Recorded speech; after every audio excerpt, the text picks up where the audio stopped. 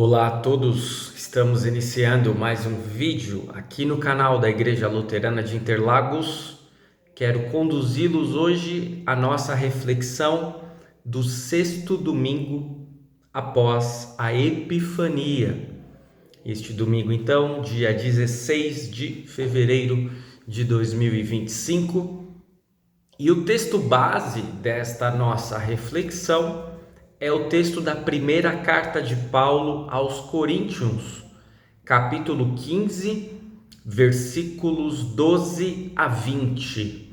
Eu peço que, se você quiser ter um maior proveito desta nossa reflexão, leia este texto antes de assistir o vídeo. Então, repetindo novamente o texto, primeira carta de Paulo aos Coríntios, capítulo 15, versículos 12 a 20. Vamos então para a nossa reflexão, que tem como título A Esperança na Desesperança. Cristo ressuscitou. Ele ressuscitou de fato. Aleluia! Feliz Páscoa! Talvez você esteja pensando neste momento, mas esse pastor não está batendo muito bem, porque como assim Feliz Páscoa? Nós nem sequer entramos na quaresma. Estamos em pleno fevereiro. Nós ainda não chegamos lá, pastor. Mas vejam o que Paulo diz em um dos versículos do nosso texto base para esta reflexão. Se a nossa esperança em Cristo só vale para esta vida, nós somos as pessoas mais infelizes deste mundo. Mas a verdade é que Cristo foi ressuscitado, e isso é a garantia de que os que estão mortos também serão ressuscitados. Ao estudarmos a tradição e a história, constatamos que hoje, domingo, foi o dia escolhido desde os primórdios da igreja cristã para que todos os cristãos pudessem se reunir e ter o fortalecimento na fé, na palavra. E por que domingo? Porque foi exatamente em um domingo que Cristo ressuscitou. Por isso, em todos os domingos, sem exceção, devemos celebrar a Páscoa, ou ao menos a principal mensagem da Páscoa, que é a ressurreição de Cristo. O ponto é, o que isso tem a ver com o tempo atual da igreja, o tempo de Epifania? Por que é tão importante celebrarmos a ressurreição de Cristo semanalmente? E por que tantas pessoas vivem como se não houvesse esperança? É possível vivermos sem esperança? Ao olhar para um famoso quadro do pintor norueguês Edvard Munch, intitulado O Grito, e você deve conhecer este quadro, mas se não conhece, está aí na capa desta nossa mensagem, deste nosso vídeo. Que tipo de sensação nos ocorre? Não há dúvidas de que, ao olharmos para o quadro O Grito, temos uma aflição, um pesar, um sofrimento, a melancolia estampada no quadro. A desesperança parece ser a marca deste quadro, não é mesmo?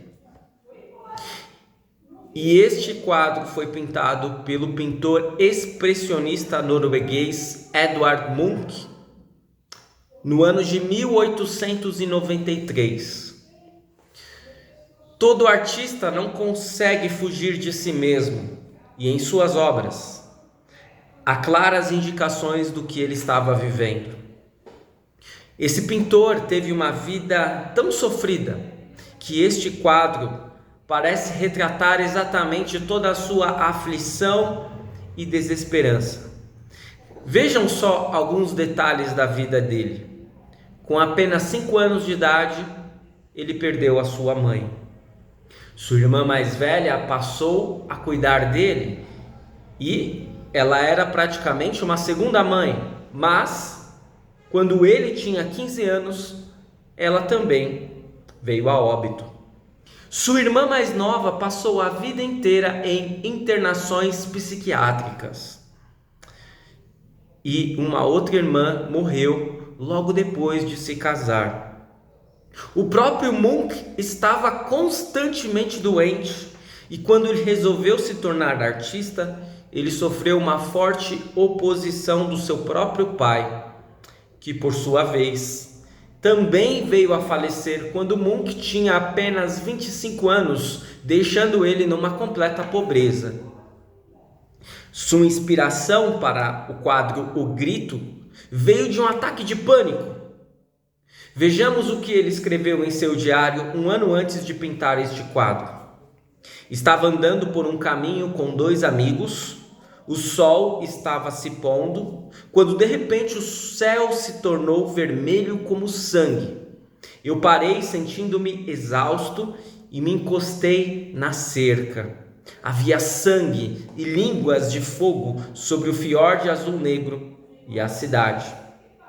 Meus amigos continuaram andando e eu fiquei lá, tremendo de ansiedade, e senti um grito infinito atravessando a natureza.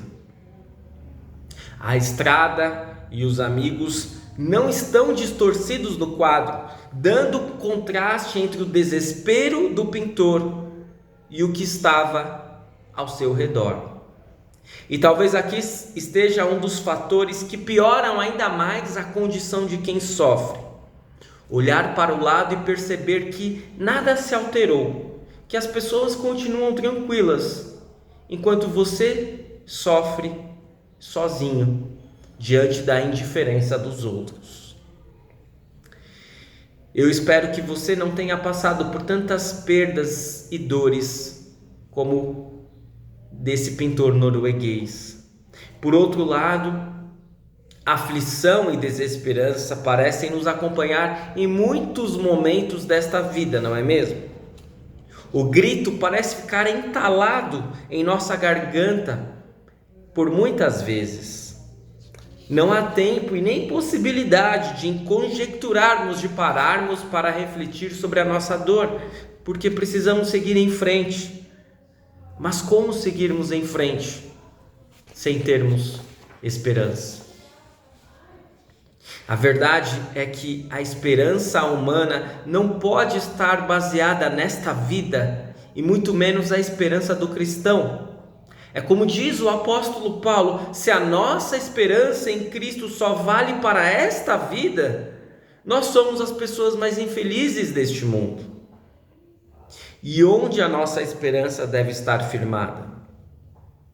Temos a resposta na sequência do texto, mas a verdade é que Cristo foi ressuscitado, e isso é a garantia de que os que estão mortos também serão ressuscitados. A nossa esperança não está aqui, não está em nós, mas em Jesus, e de maneira especial na ressurreição dele.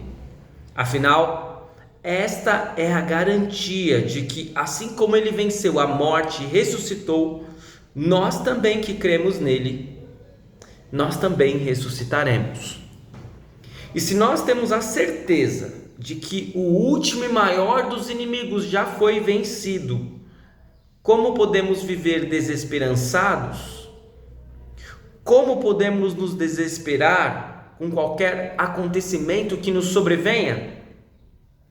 Por isso, já no período de Epifania, que celebra a manifestação de Deus ao mundo, e em todas as épocas do ano da igreja, precisamos falar da esperança que nos sustenta e de como ela se manifesta em nossa vida. O problema é que para muitos falar em esperança em meio ao caos e sofrimento pode soar meio estranho, meio forçado. O quadro pintado pela vida muitas vezes é cinza e obscuro, Os sofrimentos, as aflições desta vida podem nos sufocar. E olhar para um quadro diferente de céu azul, celestial, de sol radiante, pode destoar demais de nossa existência. E diante desta dificuldade, talvez seja pedir demais já visualizarmos o paraíso, enquanto nós ainda vivemos as agruras desta vida, não é mesmo? Quem sabe necessitamos de um quadro intermediário antes de visualizarmos a luz. Quem sabe em meio ao sofrimento e à aflição já possamos ter esperança. Mas para isso precisamos analisar um outro quadro do pintor Edvard Munch. E o nome deste quadro é Gólgota.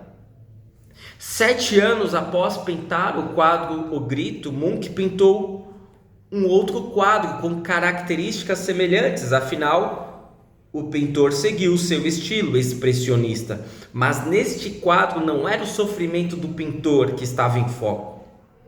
Em 1900, Munch resolveu pintar um quadro intitulado Gólgota. Ao analisar esta obra, com o auxílio de críticos de arte, nós podemos notar que Munch experimentou técnicas expressionistas, onde o alongamento de rostos e figuras destacam emoções. Os perfis de homens e mulheres sugeridos aos pés da cruz parecem compor um cenário multicultural, mesclando gente de tribos, povos e etnias variados. Além disso, eles têm distintas posições ante aquele acontecimento. Alguns parecem ser levados, capturados pelo evento, dissolvendo-se em rendição, perdendo-se e fundindo-se aos outros. Alguns se mostram chorosos, quiçá em lamento pela violência da cena. Alguns parecem rir e zombar, e diante da execução daquele homem no madeiro. E por fim, alguns aparentam indiferença, desviando-se da situação, ou melhor, da necessidade de olhar para a cruz e se afetar. Com o auxílio desta análise que consegui encontrar na internet, nós podemos casar este quadro, conectar este quadro com um texto bíblico que transborda o tempo de Epifania, de João 12:32, que diz: quando eu for levantado da terra, atrairei todos a mim. Essa atração que Jesus fala parece ecoar fortemente neste quadro do pintor norueguês. Perceba a sugestão de povos distintos naquele cenário. Parece ecoar também a descrição profética que o próprio João faz daquilo que Cristo veio fazer no mundo e que lemos em Apocalipse 7, versículos 9 a 10. Olhei e diante de mim estava uma grande multidão que ninguém podia contar, de todas as nações, tribos, povos e línguas, de pé diante do trono e do Cordeiro, com vestes brancas e segurando palmas, e clamavam em alta voz: a salvação pertence ao nosso Deus, que se assenta no trono, e ao Cordeiro. O monte da caveira, o Gólgota, foi onde o Cordeiro de Deus se doou e se entregou, morrendo a nossa morte, pagando o preço de nossos pecados, dando a sua vida para que tivéssemos vida, atraindo todas as pessoas para si. No Gólgota, todo sofrimento, aflição e desespero recebem sentido. Passamos pelo que passamos por conta dos nossos pecados. No entanto, não sofremos exatamente como merecíamos sofrer, pois Cristo sofre em nosso lugar.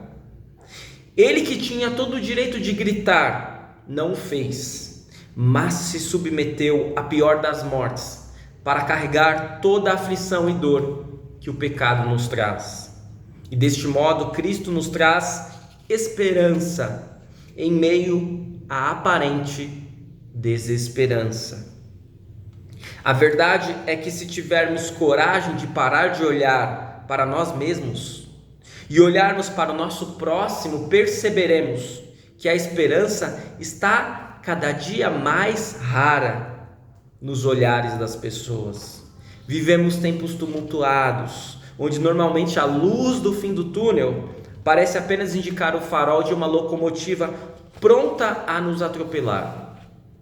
Basta observarmos os indicadores econômicos, as estimativas e previsões climáticas, o número cada vez mais crescente de pessoas viciadas em drogas pesadas, a desunião, a desestrutura familiar.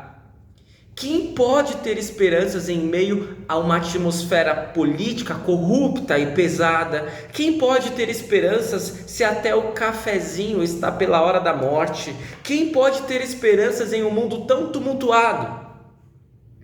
Sem falar nos sofrimentos pessoais, na depressão, na ansiedade, que parecem assolar o nosso mundo. A solidão e a tristeza facilmente podem se apossar de nós e nos conceder um olhar cinza e obscuro sobre tudo e sobre todos.